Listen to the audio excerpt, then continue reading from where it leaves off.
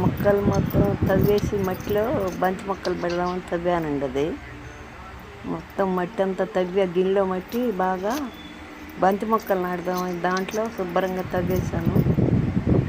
2 బంతి మొక్కలు పీకి నీళ్లు పోసి దాంట్లో నాటుదామని పీకానండి. ముదురు మొక్కలు 2 బంతి మొక్కలు పీకి ఆ గిన్నెలో తవ్వి ఒక చుక్క నీళ్లు పోసి నాటానమాట. తపాలాతో నీళ్ళు తెచ్చిపెట్టి పోసాను. నీళ్ళు పోసి బంతి మొక్కలు నాటానమాట. ఆ గిన్నెలో బాగా నారు మొలిచిందండి. పోస్తే అక్కడ 2 బంతి మొక్కలు నాటానమాట ఆ గిన్నెలో. ఇంకో దాంట్లో బకెట్ ఖాళీగా ఉంటే దాంట్లో కూడా తవ్వి దాంట్లో కూడా నాటానమాట బంతి మొక్కలే. బాగా పెరిగింది నారు పోస్తే. ఆ గిన్నెలో 2 నాటాను, మళ్ళీ ఆ బకెట్లో 2 నాటుదామని తవ్వుతున్నాను అనమాట శుభ్రంగా. దాంట్లో కూడా ఒక చుక్క నీళ్ళు పోసి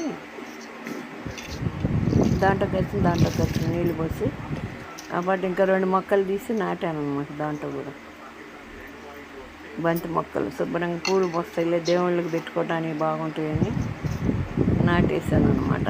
అవి 2 పెద్ద మొక్కలు, ముదురు మొక్కలు బాగా శుభ్రంగా నాటేసాను. దాంట్లో 2 దీంట్లో 2 నాటాను అనమాట. బాగుంది. దాంట్లో బాగా శుభ్రంగా నాటేసానండి. ఈ వీడియో నచ్చితే లైక్ చేయండి, షేర్ చేయండి.